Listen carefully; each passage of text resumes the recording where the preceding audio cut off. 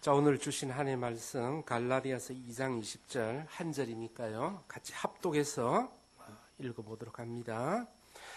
내가 그리스도와 함께 십자가에 못 박혔나니 그런즉 이제는 내가 사는 것이 아니요 오직 내 안에 그리스도께서 사시는 것이라.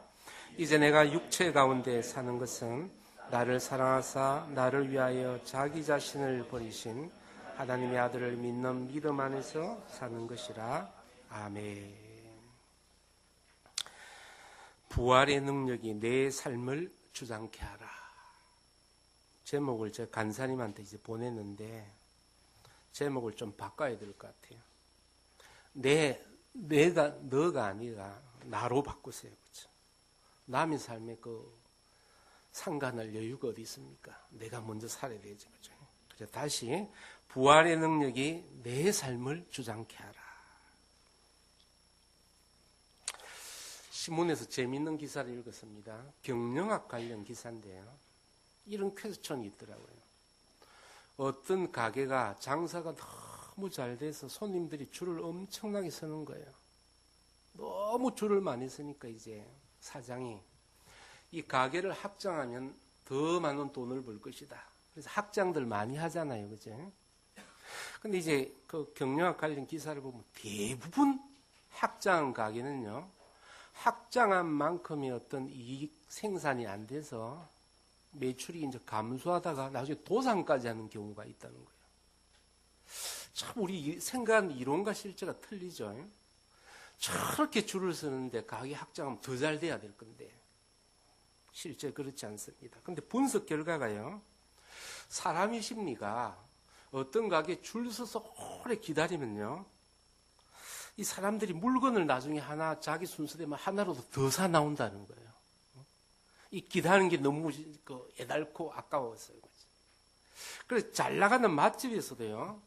음식을 먹기 위해서 많은 사람 기다리면요. 이 사람 기다리는 사람이 자기 자리가 오면요. 메뉴 하나 더 시킨다는 거예요. 뭐 고생해서 기다렸는데. 그래서 기다렸다가 먹는 음식은 훨씬 맛있다 그럽니다. 저는 세상에서 정말 이해 안 되는 게 줄 서서 먹는 거 나 참 싫어합니다. 그죠? 줄 서서 먹는 거 너무너무 싫어합니다. 그런데 세미나 가거든요. 식사때 되면 한 10분, 20분 책 읽다가 나중에 다 먹고 나니 이제 여유 있게 먹습니다. 그런데 그렇게 생각 안 하는 사람이 상당히 많은 것 같아요. 제가 별종인 것 같습니다. 여러분, 쾌적하고 편하면 다 일사천리일 것 같은데요. 이론과 실제는 많이 틀립니다. 한번 묻습니다. 우리 교회 학교에 부모가 다 직분자인 자녀가 신앙생활을 열심히 할까요? 아니면 부모 다 불신자인데 혼자 중고등부하는 애가 더 진중하고 열심일까요? 저는 후자를 훨씬 많이 봤습니다. 왜 우리는 때로 불편함을 감수하면서 수고하면서 인내하는 신앙이 필요할까요? 여러분, 고난주간 어떻게 보내고 계십니까? 고난주간이 뭐 하는 주간일까요? 물론 이제 교회에서 텍스도 하고 나름 경건한 한 주를 이제 보내고 있겠지만 사실요, 예수님의 고난을 묵상하고 주님과 교감하지 않으면요, 절대 부활절이 기쁠 수가 없습니다. 무슨 말인지를 몰라요. 부활절이 왜 축제일이고 부활의 경험이 왜 나를 새롭게 하고 행복을 주고 기쁨을 주는가 전혀 이해할 수 없습니다. 논리로는 그렇게 필설하겠지만요. 결코 그 마음에 그 생각 들지 않을 겁니다. 그래서 교회를 다니죠. 마음이 굳어버린 사람이 제일 무서운 사람이에요. 교회 열심히 다녀요. 마음이 굳었어요. 이런 병중에서 간경화나 심장 근육이 경화한다든지 동맥 경화가 암보다 훨씬 무섭습니다. 훨씬 치명적이에요. 무감각하고 편리함을 추구하는 우리 죄악의 바이러스는요, 우리 신앙을 굳게 만드는 것입니다. 사실 이런 아둔하고 좀 무감각한 영적 흐름은요, 좀 세계적 추세입니다. 어제 제가 국민의원 미션 라이프 보니까요, 우리 성공회와 감리교회 총본사님 영국 교회가 텅 비어가고 있다고 합니다. 영국은요, 국민의 70%가 무종교주의자라는 거예요. 그럼 역으로 30%는 종교가 있다는 말씀입니까? 종교가 있다고 고백할 뿐이지 거기서 교회를 나가는 퍼센테이지는 5%도 안 된다는 거예요. 이런 성공이나 감리교 총본산지 영국이 왜 이렇게 됐을까? 그래서 지금 목회자 한 명이 예배당을 지키는 1인 교회가 급증하고 있다는 거예요. 나 이 기사를 보고요. 성공회보다 장로교가 정말 장점이 있다는 걸 깨달았습니다. 왜냐하면 성공의 신부는 독신자잖아요. 결혼을 안 했기 때문에 사모하고 애가 없어요. 장로교 목사는 교인 없어도요, 사모님하고 애들이 있잖아요. 그죠? 숫자가, 장로교가 그래서 월등하구나, 이런 생각을 했는데, 웃자고 이 비유를 말했는데, 우울합니다. 실제로 우리 한국에요, 한가족 교회 너무 많습니다. 상상 위로 많은 거예요. 옛날에는 우리가 영국이나 유럽을 걱정했지만요, 그럴 여유 부리면 안 됩니다. 우리가 훨씬 감속하고 다운되는 속도가 빠르다는 것을 여러분 아셔야 됩니다. 제가 오늘 설교 앞에 기도하면서요, 한 20, 30년 후에 과연 수요일 날에 이 점심시간을 할애해서 기도하고 말씀 들어오는 신자들이 20, 30년 후에도 과연 존재할 것인가? 미스테리입니다. 미스테리. 더 기도해야 될 것입니다. 그래서 부활절을 단순히 해마다 돌아오는 절기로만 우리 이해하면 안 됩니다. 그래서 종교인이에요. 신앙인이라고 할 수 없는 겁니다. 근데 우리가 부활에 대해서 관심이 크지 않은 이유는요, 우리 부활의 시점을 죽음 이후의 시간에 특정하기 때문입니다. 그 말은 무슨 뜻이냐면요, 우리는 신자지만 죽음을 별 연관 짓고 싶지 않아요. 죽음 별로 생각하고 싶지 않아요. 얼마나 살면서 복을 받는가의 초미의 관심사지, 신자라 하더라도 죽음 별로 와닿지가 않아요. 그러니까 부활도 점점 거리가 멀 수밖에 없는 것입니다. 근데요, 우리 부활이라는 것은 우리가 죽음 이후에 벌어지는 사건이 아니라 부활의 예수님께서 우리 마음에 오심으로써 부활의 능력이 이미 우리 삶에 임하고 있는 줄 믿습니다. 죽음 이후의 사건이 아니라 실제로 우리가 부활체로 살고 있다는 거예요. 성경에서는요, 하나님을 모르는 자, 영이 죽은 자를 죽은 자라고 합니다. 사실 신자들은요, 부활체이고 불신자들은요, 시신입니다. 극단적으로 말하면요. 다 멋진 자동차 타고 똑같이 사는 것 같지만, 이 빌딩에 사는 것 같지만 하나님 보시기에 그들은 시신이고 우리는 부활체에 있는 거예요. 얼마나 많은 극단적인 변화와 놀라운 사건이 있는 줄 모릅니다. 그런데 이 부활의 능력, 부활의 사건을 우리가 어떻게 이해하고 증거할 수 있을까? 두 가지로 우리가 살펴보고자 합니다. 첫째로요, 부활은 내 삶의 소유권이 바뀐 초미의 사건이라는 거예요. 거듭난 어떤 그리스도인은 신학적으로요, 죽어서나 산 자고 살아서나 죽은 자입니다. 우리 안에 죽음과 삶이 공존하는 삶이 그리스도인입니다. 불신자는 아예 죽은 삶이고요. 인간은 태생적으로요, 하나님을 반역하고 배반하는 아담의 뒤를 따르는 자들입니다. 죽음의 후예들이죠. 여러분, 에이즈 환자처럼요, 배교한 아담의 그 독버섯 같은 죄의 싹이 우리에게 그대로 유전되어서 우리는 소망이 없는 삶입니다. 그런데 그 아담의 실패를 두 번째 아담으로 오신 하나님께서 완전히 치유해 주시고 십자가의 능력으로 심장을 바꿔주신 사건입니다. 그리고 영원한 생명을 우리에게 주신 것입니다.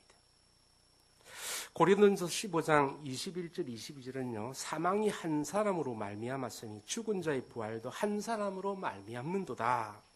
아담 안에서 모든 사람이 죽은 것 같이 그리스도 안에서 모든 사람이 삶을 얻으리라. 아멘. 그래서 예수님의 공로로 인해서 우리는 완전히 다른 존재가 된 것입니다. 여러분, 이게 믿어집니까? 완전히 다른 존재인 것입니다. 고린도후서 5장 17절에는요, 그런즉 누구든지 그리스도 안에 있으면 새로운 피조물이라. 이전 것은 지나갔으니 보라 새 것이 되었도다. 그리스도는 이런 감격과 이런 어떤 감정이 날마다 우리 삶을 주도하는 삶입니다.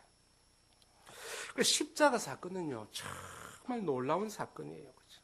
과거의 죄로 죽을 내가 십자가로 죽고 예수님의 부활같이 다시 살아났다는 이 교리는요, 사실 그 문학적 표현이나 우리 이성으로는 그렇게 와닿지 않지만요, 정말 놀라운 사건이면은 확실한 것입니다. 그래서 이것을 경험하는 사도 바울은요, 이 극단적인 고백을 합니다. 우리 20절 초반부 같이 한번 읽습니다. 시작. 내가 그리스도와 함께 십자가에 못 박혔나니 그런즉 이제는 내가 사는 것이 아니요 오직 내 안에 그리스도께서 사시는 것이라. 내가 삶을 사는데 내가 사는 게 아니라잖아요. 그죠? 나는 완전히 배제당하고 주님이 나의 삶을 점령해서 주님이 주인 되신 삶이라는 것을 고백합니다. 이게 가장 기독교적으로 정확한 진술인 것입니다. 그런데 거듭난 우리 안에요, 여전히 우리 자아가 살아있습니다. 내 삶을 주님께 통치하는 게 정말 신앙생활을 열심히 했을 때는 감격이지만 신앙이 시들해지면 피해의식이 생겨요. 내가 종로로 타는 것 같고. 그래서 어떻게 하든지 유사 방법을 통해서 내가 왕로로 달려고 많이 시도를 합니다. 그런데 우리가 온전히 주님의 통치를 받을 때만이 부활의 영이신 하나님께서 우리를 통해서 일하는 것임을 믿습니다. 두 번째 마지막으로요. 그럼 부활의 삶을 어떻게 누릴 것인가? 부활절이 절개에만 있는 사건이 아니라 우리 삶에서 누려지고 고백되어지고 진술되어져야 하는 것입니다. 그래서 부활의 어떤 소망을 경험하고 있는 사람은요, 더 이상 자기 욕망을 위해서 사는 사람이 아닙니다.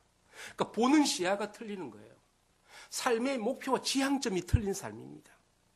그래서 그것이 바로 부활의 삶을 통해서 드러나고 복음을 선포하는 삶인 것입니다. 그래서 바울은 자신의 졸음의 목적을 뭐라고 이야기합니까? 아까 그 다음 절부터 읽습니다. 20절 후반절 시작. 이제 내가 육체 가운데 사는 것은 나를 사랑하사 나를 위하여 자기 자신을 버리신 하나님의 아들을 믿는 믿음 안에서 사는 것이라. 믿음 안에서 사는 것을 부활의 신앙이라고 이야기합니다. 더 이상 죽을 생명이 아니라 예수님이 살리신 놀라운 영원한 생명을 추구하고 그 목표를 위해서 따라가는 그 삶, 그 믿음의 삶을 바로 부활의 삶이라고 이야기하는 것입니다. 그럼 여러분, 믿음 안에 사는 것, 주님의 온전한 통치와 지시를 받는 삶이란 게 뭘까요? 저는 최근에 놀라운 영화를 봤습니다. 이런 퍼시픽 림이라는 로봇 영화 혹시 아십니까? 아마 본 사람이 없을 겁니다. 볼 나이도 아니고, 예? 본다고 무슨 또 자랑할 영화도 아니죠, 그죠? 근데 그 영화 예고편을 보고요, 내 이 영화 꼭 봐야 되겠다, 그죠? 놀라운 어떤 사건 하나를 내가 봤습니다. 여러분, 제가 어릴 때 로봇 영화 있었습니다. 제가 초등학교 때 철인 28호라고 혹시 아십니까? 우리 젊은 사람 모르죠. 예. 철인 28호 하면 저보다 연배가 비슷하거나 좀 많을 겁니다. 철인 28호 한번 보셨습니까? 나만 본 거야, 나만 그때도.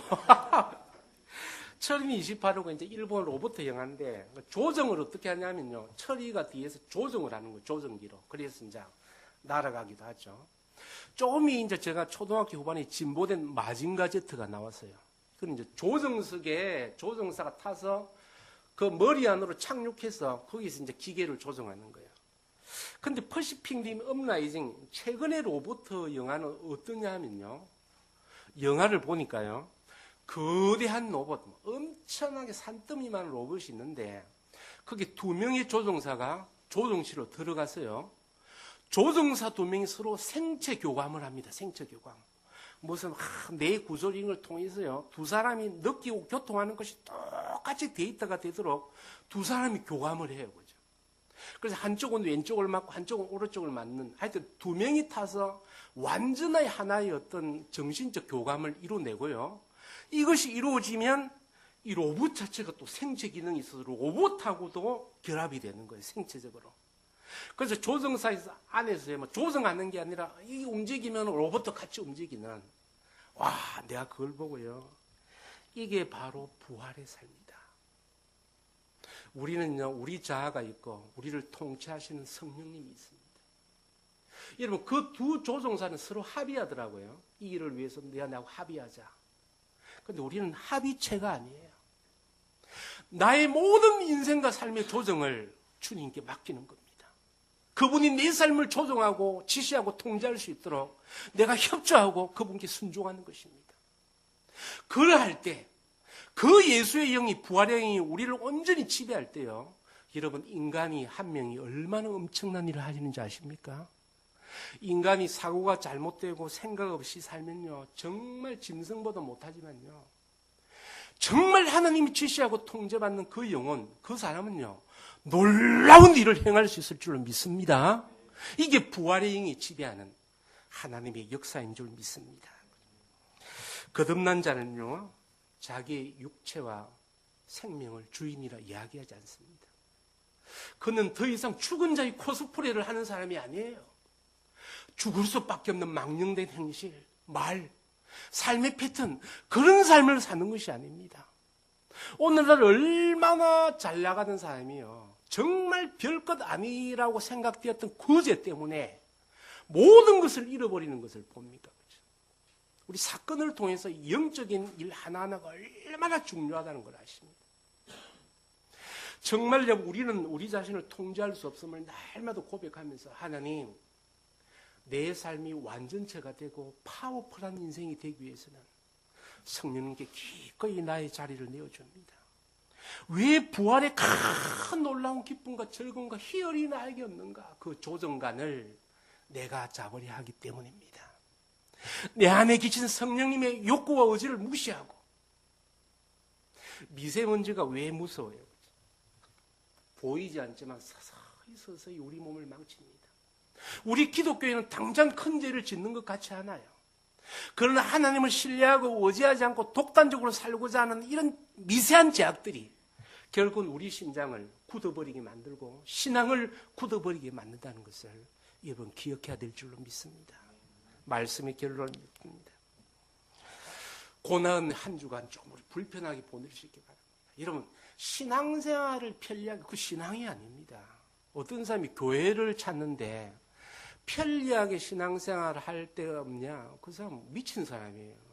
그 사람 정신이 나간 사람입니다. 다소 힘들고, 예수님께서 우리를 위해서 얼마나 수고하고 불편을 당하셨는데요. 고난을 당하셨는데요. 그 마음을 읽고 교감할 때 우리가 진정한 신앙인으로 거듭날 수 있는 거예요. 왜 주님은 십자가에 못 박혀 하고 나는 무임승차를 하려고 해요? 그 종교생활로는요, 구원받지 못하는 것입니다. 주님과 교감하는 것입니다. 나의 삶을 통치하고 지시하는 주님의 아픔을 정말 이해하고자 합니다. 이게 잘 먹고 잘 살고 편리하게는 이해가 안 되기 때문에 고난주간이라는 이 절기를 통해서 정말 불편한 삶을 감수하면서 주님의 마음을 1000분의 1, 10,000분의 1이라도 좀 이해해보고자 하는 자구적인 노력인 것입니다. 우리 신앙생활 좀 더 불편하게 하시고, 그것 때문에 더 하나님을 신뢰하게 하시고, 파워풀한 부활의 삶을 드러내는 우리 모두가 될 수 있기를 축원합니다.